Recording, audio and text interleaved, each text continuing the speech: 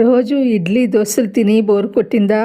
త్వరగా అయ్యే కడుపు నిండా ఒక హెల్తీ బ్రేక్ఫాస్ట్ కావాలా?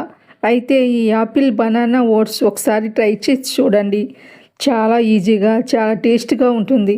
ముందుగా స్టవ్ వెలిగించుకుని ఒక గిన్నె పెట్టుకుని ఒక గ్లాస్ నీళ్లు పోసి మరిగించుకోవాలి. నీళ్లు మరిగాక ఒక కప్పు ఓట్స్ వేసి 2 నిమిషాలు అలా ఉడికించాలి. ఓట్స్ మెత్తగా అవుతాయి.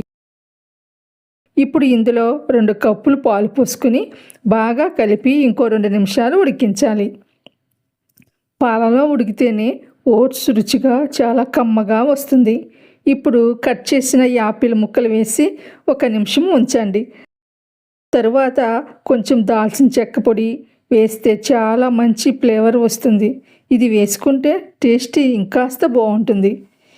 ఇప్పుడు స్టవ్ ఆఫ్ చేసి బ్రౌన్లోకి తీసుకుని పైన బనానా ముక్కలు డ్రై ఫ్రూట్స్ వేసుకోవాలి. మీకు ఇష్టమైతే ఇంకొన్ని ఫ్రూట్స్ కూడా యాడ్ చేసుకోవచ్చు. అంతేనండి, చాలా సింపుల్గా ఓట్స్ బ్రేక్ఫాస్ట్ రెడీ అయిపోయింది.